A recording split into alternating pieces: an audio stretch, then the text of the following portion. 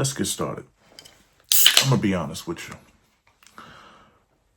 Moving to Georgia is not all what it's cracked up to be. It's not what you see on TV. I've been down here since June 1st, 2005, right before Hurricane Katrina. I think Hurricane Katrina happened in September 2005. And these are my takes on living in Georgia, not Atlanta, but Georgia, because I've lived in Atlanta and now I live outside of Atlanta. So pretty much I am in my opinion, a full-fledged Georgia resident outside of the 285, the 85, the 75. I'm out here in the sticks. I'm not all the way in the country, but I'm in the country. If you don't know, my name is D-Rel. This is Rel's Rants Reloaded. Let's get into it. Take a sip of my beer first.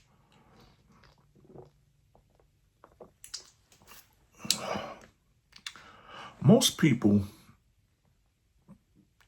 choose to move to Atlanta because of a real good weekend they had. A lot of people, especially from New York and other places, especially in New York, the big cities, some places that are very, have thriving nightlife, have thriving after hour spots. But you come down here and it's a little bit different, or it was when I came down here.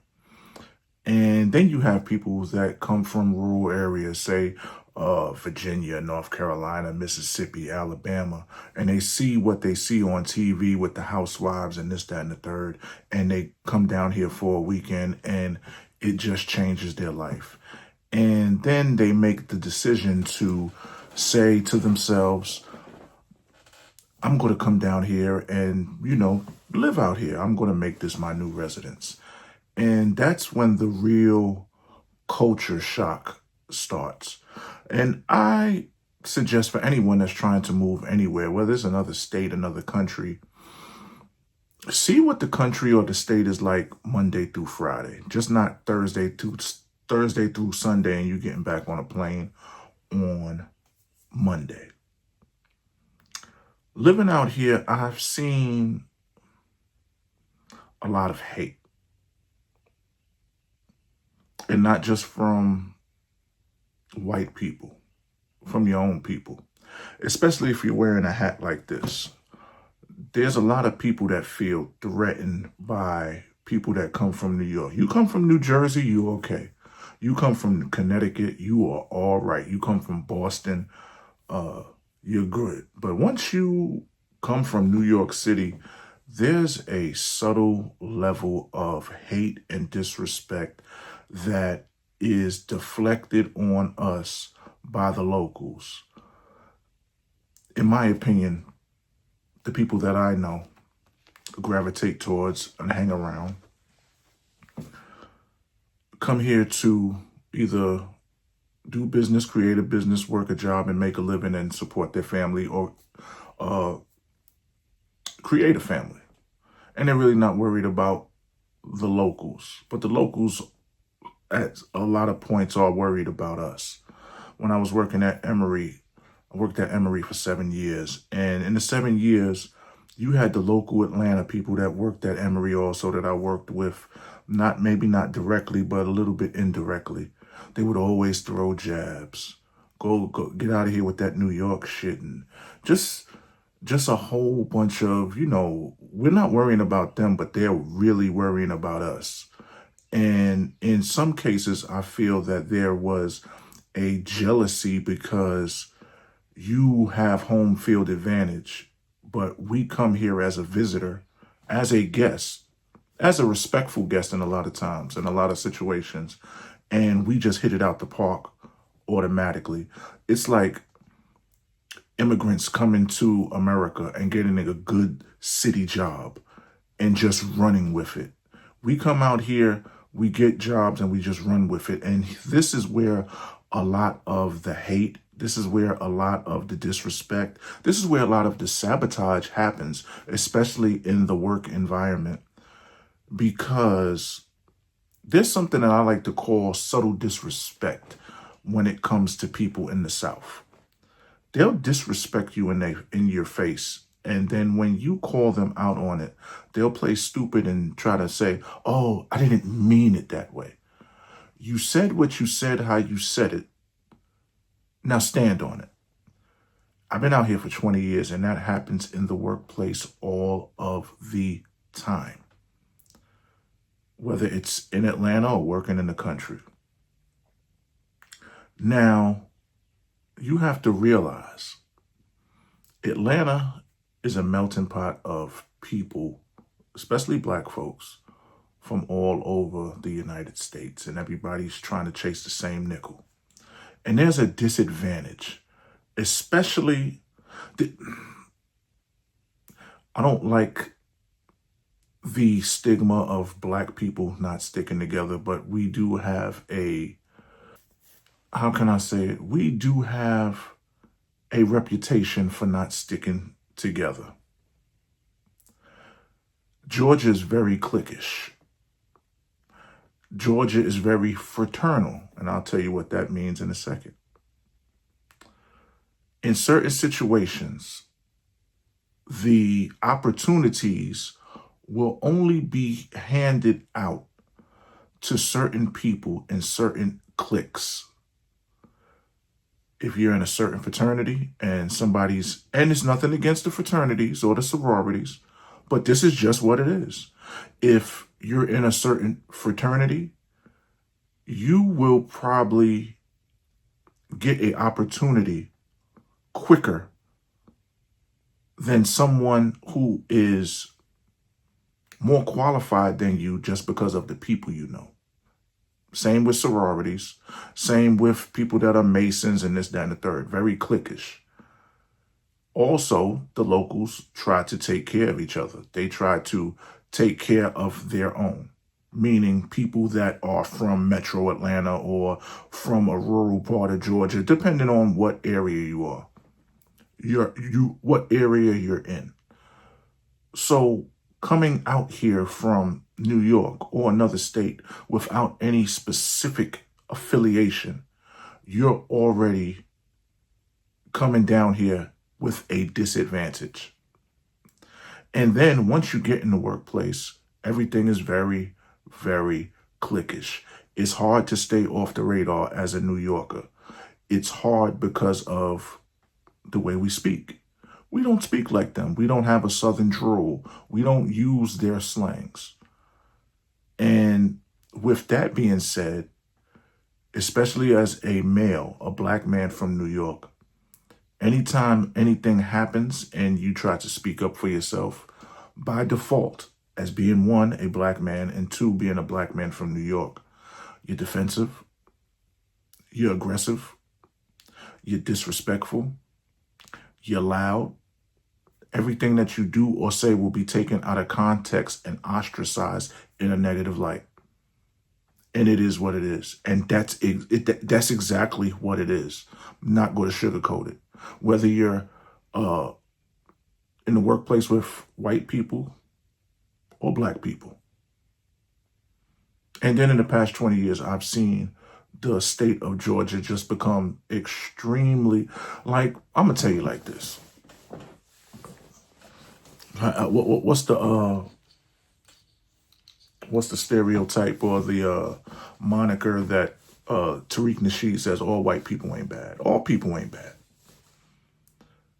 But living in Georgia for the past 20 plus years, you know when you're being tolerated. And in a lot of cases, the people from the South, white people from the South, they tolerate black people in certain areas and demographics.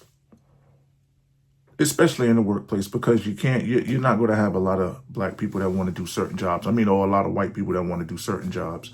And you're going to have a lot of white people in management positions that are from the deep South, like the country, like we're going to hunt raccoon on the weekend country. And you're tolerated. And you know you're tolerated. At the same time, you're still a guest. And at the same time, you have to submit to a certain protocol in order to keep your job. As a black man, it is better to be seen and not heard, even with the amount of disrespect that happens in the workplace. With women, it's a little bit different because you got a whole bunch of laws in place, and they can use the harassment and all of these things. In my opinion, and this is not a dig at the gay community, the safest type of black person in Georgia is a gay man. Everybody else that's black, male, and heterosexual, especially from New York, people feel you shouldn't be here. People see you as a visitor and as a guest, and to a certain point we are. But at what point do I not become a guest anymore and become a permanent resident? Like I said, I've been down here since 2005. I've seen baseball stadiums be destroyed and rebuilt in different areas. I've seen infrastructures change. I've seen areas change for the better and for the worse. So at what point do I get to say I have home field advantage? Because at this time right now, I'm from New York. I'm a real New Yorker. I was born and raised in New York. I was born in Harlem Hospital. I was born in a blackout in the blackout of 77. That was my date of birth. But I can't say that I'm a New Yorker anymore because I haven't lived in New York for the past 20 plus years. It's always going to be in my blood. This hat is probably going to be with me when I'm buried. But now I'm a Georgia resident. So at what point do I get a pass? Because we have a new generation of what they call the YNs and the young, I don't like to call them the YNs, young men that say, oh, you need to go back to New York with that. But at the same time, I've been in Georgia longer than a lot of these cats have been on this earth at this point in my life. You know, so it's a lot of stuff comes with living out here in Georgia and Atlanta. And then you got the president who made it comfortable for, like I said, a lot of black people were tolerated by white people. They would respect you, give you respect. You respect them, they respect you, but they wouldn't want you coming over for dinner dating their daughter. But now that we have, like, you know, this president in office, and he's been in office, this is second term, and now he's doing whatever he wants to do, a lot of people have become bold. You know, it's safe to come down here. And this is a quick disclaimer. Atlanta and Georgia are two different places. Living in Atlanta, living in Fulton County, East Point, College Park, the West, that's different than living outside of the 285, Douglasville, Clayton County, Walton County, Athens, Monroe, Oconee. It's very, very different. Once you stop getting on the highway and you're not on the 285 and you're on things like 78, 316, Highway 11, you're not in Atlanta no more. You go to see certain things that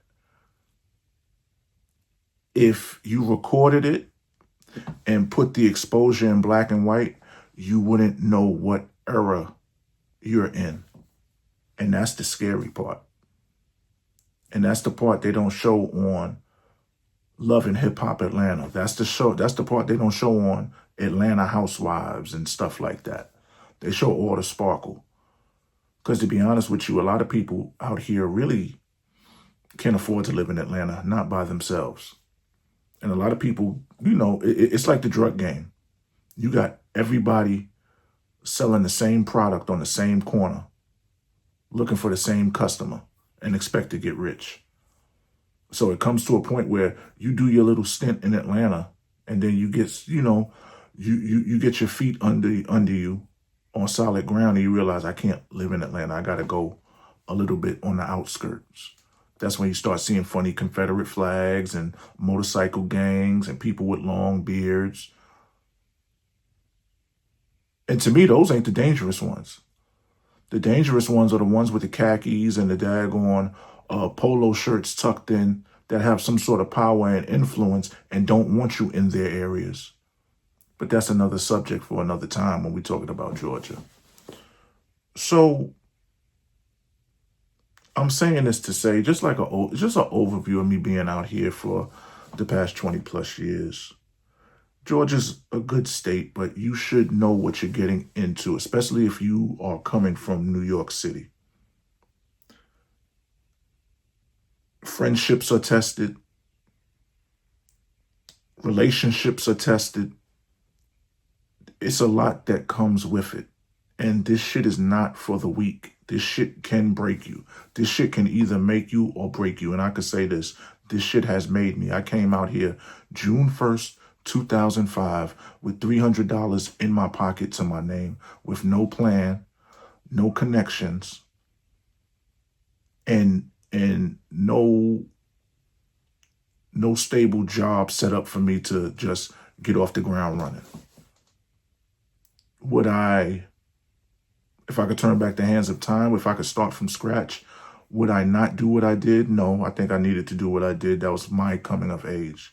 That was me having to fall on my face, dust myself off, and go from being a boy to a man. But a lot of people don't understand that scenario. I've seen people come out here, fail miserably, and get addicted to drugs, become prostitutes, become crackheads, become strippers, take the easy way out, and go from beautiful to looking like monsters. I've seen a lot of stuff out here, and I went through COVID out here, and I seen how things were being taken care of and how humans and citizens were treated. And to be honest with you, the state of Georgia,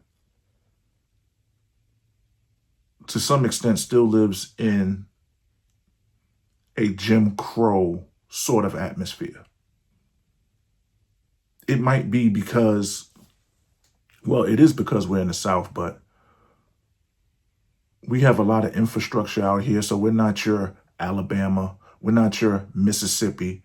We're not your South Carolina, West Virginia, Arkansas, some parts of Tennessee. So they take it there. They just don't take it there to that extreme as they would in said states. I don't know. I want your opinion on what do you feel about the state of Georgia, living in Atlanta, especially if you're coming from a different state and if you're coming from New York. What is your experience since you've been here? My name is D-Rel. This is Rel's Rants Reloaded. I'ma holla at y'all later. Peace.